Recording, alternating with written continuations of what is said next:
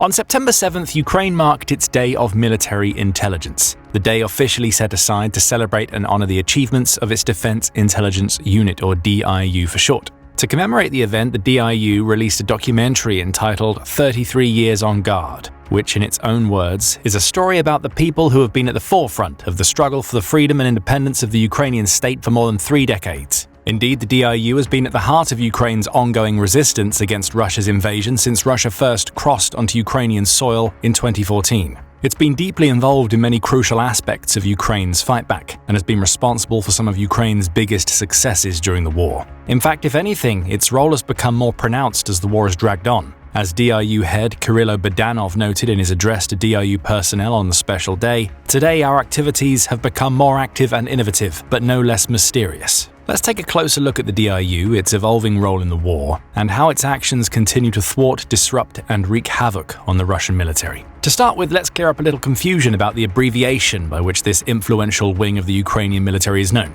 If you've been following the Russo-Ukrainian war, you've no doubt seen the DIU widely referred to as the GUR or HUR, but these acronyms aren't entirely correct. Officially, the agency is called the Main Directorate of Intelligence of the Ministry of Defense of Ukraine, which is abbreviated by Ukrainian letters that translate into English as HUR. However, in both Ukrainian and Russian, the first letter can be pronounced as either G or H, depending on the word, which is where the GUR abbreviation comes from.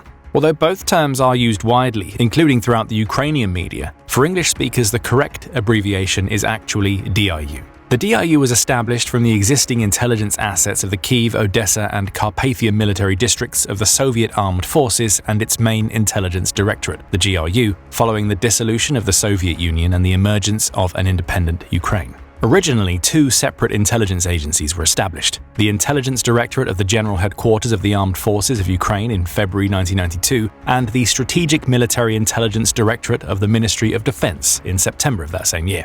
The existence of 2 separate agencies handling similar tasks but reporting to different authorities proved to be inefficient.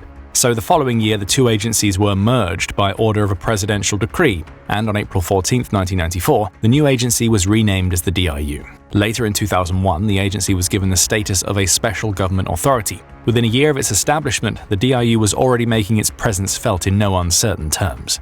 In 1995, the DIU played a key role in repelling Russia's first attempt to consolidate control over Crimea through the so-called President of Crimea, Yuri Meshkov. Following Ukraine's declaration of independence in 1991, the majority ethnic Russian Crimean population held a referendum on autonomy. The question was, do you support re-establishing the Crimean Autonomous Soviet Socialist Republic as a subject of the Union SSR and a participant of the Union Treaty? With a voter turnout of over 81%, 94.3% voted yes. A flurry of diplomatic and political upheaval followed, culminating in a President Meshkov being elected in 1994. The Ukrainian government denounced the move as unconstitutional, and ultimately, in no small part due to the work of the DIU, the Republic of Crimea was abolished by the Ukrainian parliament in 1995, and Crimea was returned to Ukrainian sovereignty. That same year, DIU intelligence officer Mykola Vakolyad, serving as a commander in the Ukrainian peacekeeping contingent in Bosnia, negotiated with Bosnian Serb leader Ratko Mladic during the siege of the Zepa enclave. His actions contributed to the evacuation and rescue of over 10,000 Bosnian Muslims who would otherwise have faced massacre, similar to the Srebrenica genocide that had taken place shortly before.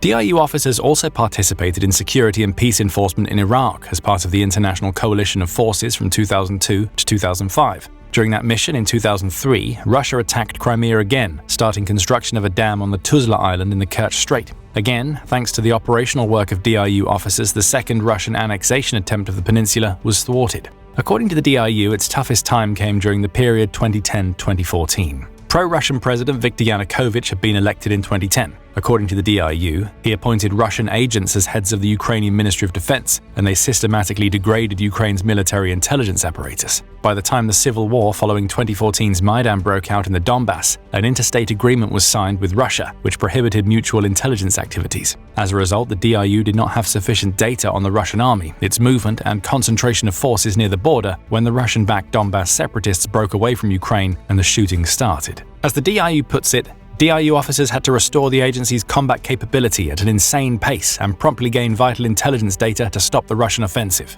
Throughout that civil war, which continued in varying stages of intensity from 2014 until Russia's full-scale invasion in 2022, the DIU was heavily involved and distinguished itself on numerous occasions. On several of those, senior DIU officers gave their lives or were seriously wounded in the heat of battle. Arguably the most notable contribution of the DIU during that phase of the war came during the protracted battle for Donetsk airport. At the onset of the war, the DIU unit commanded by Colonel Maxim Shapoval had been collecting evidence of Kremlin aggression and data on the deployment of Russian artillery. It conducted operations in the enemy's deep rear and distinguished itself in battles for the Savoy-Mihaila strategic height. The unit then found itself at the forefront of the battle for the airport and was responsible for its initial liberation, becoming known as cyborgs due to the intensity and precision of their fighting.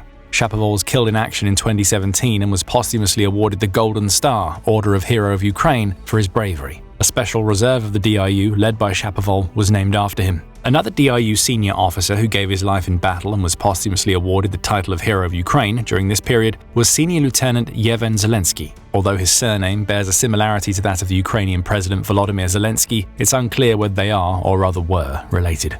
On June 17, 2014, in the heat of the war, Zelensky's group from the 8th Separate Special Forces Regiment was tasked with liberating Aidar Battalion volunteers from separatist activity. The officers completed their task, but they were ambushed while making their getaway. Zelensky personally covered the withdrawal of an armored personnel carrier hit by an enemy shell, shielding his fellow occupants from the explosion with his body. A week later, he died from wounds at the Kyiv Military Hospital. He was just 23 years old. There are many more tales of DIU ingenuity and heroism from this period that we could tell. Suffice it to say that by the time the Civil War had devolved into a full-blown Russian invasion in 2022, the DIU had grown to become a serious burr in the saddle of the Russian armed forces, to use its own description. These days, it would probably be more accurate to describe it as a row of razor blades in the saddle, rather than just a single blur. As the war has evolved from more traditional maneuver-based warfare into a combination of attritional and asymmetric warfare, the DIU's role in Ukraine's military endeavors has expanded. Today, the DIU analyzes and provides intelligence to the Ukrainian leadership and collaborates with the CIA and MI6.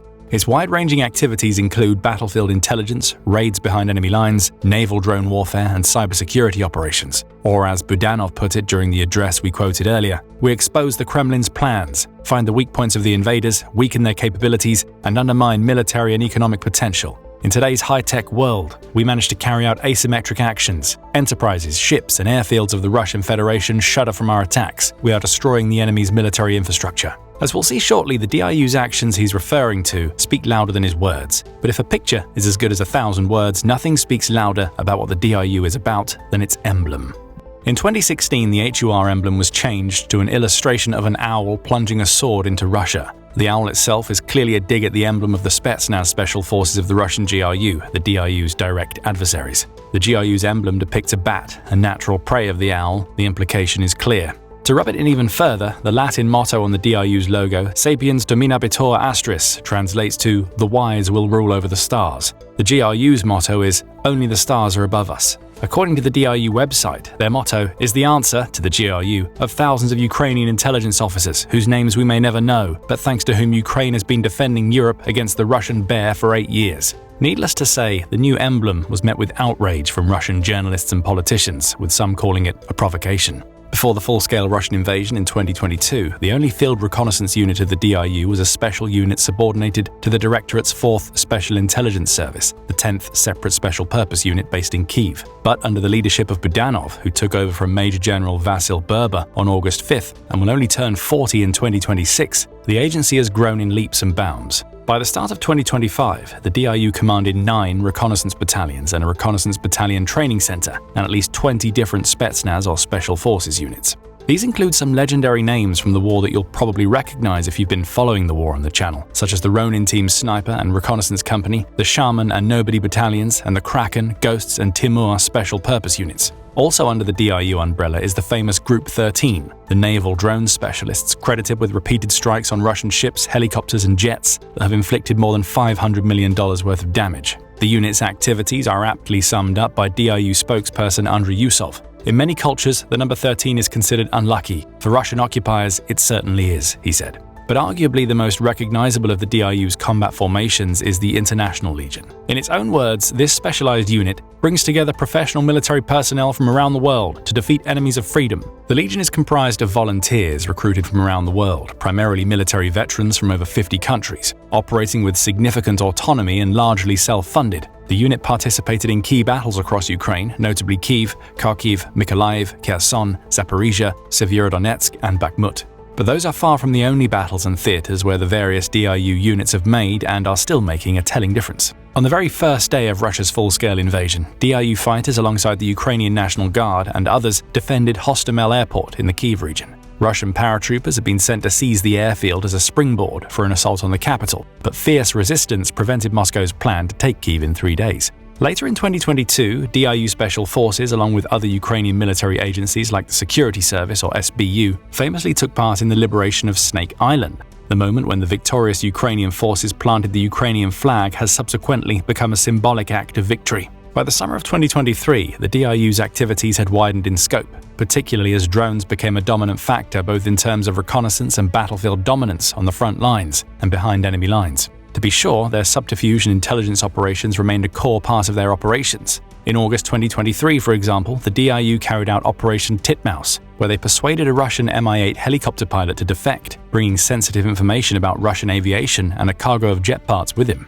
The elite Group 13 then became central to Ukraine's successful campaign to force Russia's Black Sea Fleet to flee from Crimea to relative safety much further east along the Russian Black Sea coast. Group 13's naval drone campaign proved deadly, striking Russian ships including the Ivanovets corvette, the landing ship Cesar Kunikov, and the patrol ship Sergei Kotov. With increasingly sophisticated NATO-supplied and homegrown technologies becoming available, Group 13's naval drones only increased in lethality. In December 2024, its Magura drones destroyed a Russian Mi-8 helicopter in Crimea, the first ever recorded case of a naval drone destroying a helicopter. In May 2025, the same unit made history again. They downed 2 Russian Su-30 fighter jets over the Black Sea with drones armed with air-to-air missiles, the first time in history that naval drones had shot down fighter aircraft.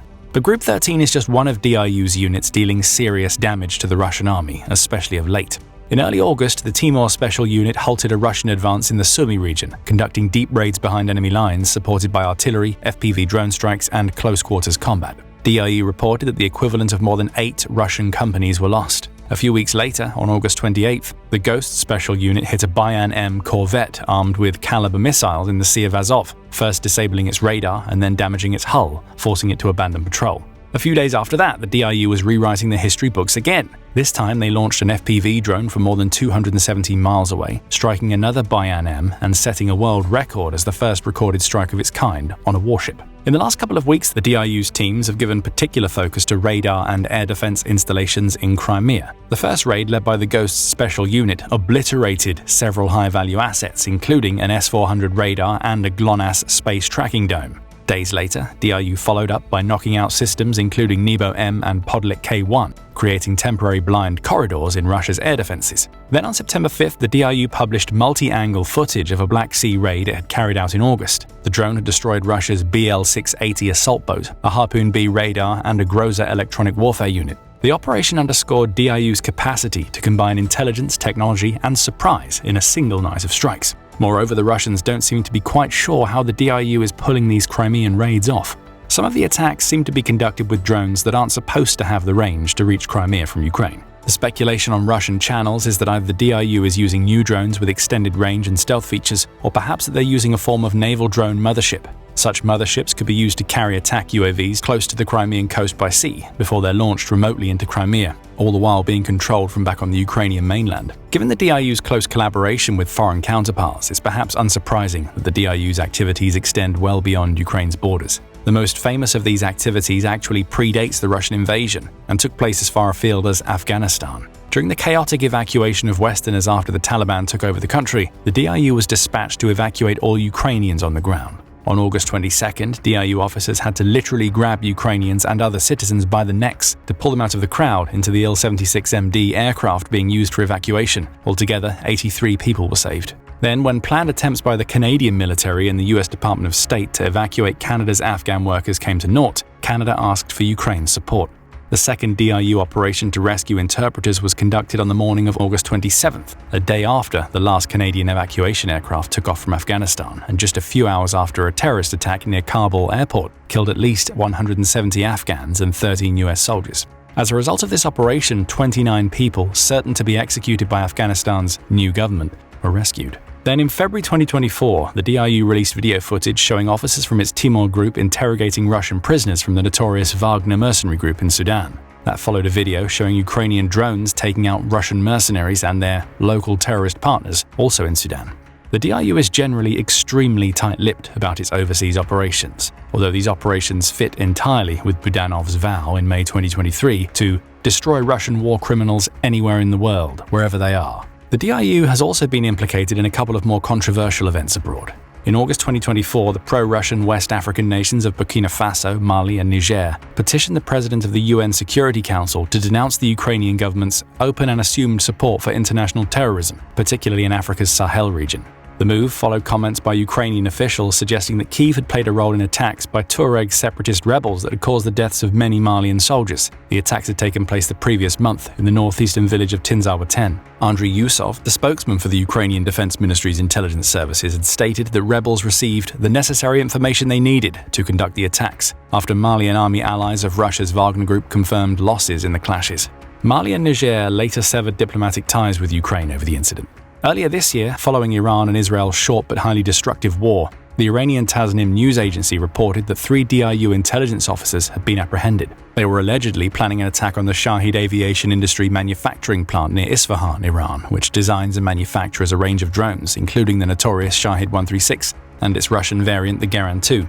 Tasnim said that the 3 men had appeared before the Iranian Supreme Court and were sentenced to death by hanging, with the execution expected to be carried out within 2 weeks. However, to date, no execution date has been announced. Given the damage and the cost that these drones have wreaked on Ukraine, it's perhaps understandable why the DIU will be taking advantage of the chaos caused by the so-called 12-day war to deal a serious blow to their manufacturing. But still, these military operations in foreign countries fall outside the bounds of international military law and, as observed in the case of Niger and Mali, can lead to disadvantageous diplomatic and political outcomes. More confusing still in terms of ethics and international law are the assassinations of multiple high-ranking Russian military officers inside Russia in which the DIU has been implicated. A prime example is Lieutenant General Igor Kirillov, then head of Russia's nuclear, biological and chemical defense forces, who was killed by an explosive device planted on an electric scooter in Moscow in December 2024. This operation, along with those of first-rank Captain Valery Trankovsky and missile specialist Mikhail Shatsky, is believed to have been carried out by the SBU, with the DIU playing a central role in planning and execution. You may feel these military officials got what they deserved, as many do. Others feel that these kinds of operations only open the door for even uglier retaliations and a dirty war that leaves no citizens safe. But war has always been a very dirty business, and the DIU has proven itself to be very, very good at it. Ukraine, for one, won't mind too much about their methods if they ultimately lead to victory. Make sure to click the subscribe button to stay up to date with the latest news and deep dives from the Ukraine war. And thank you, as always, for watching.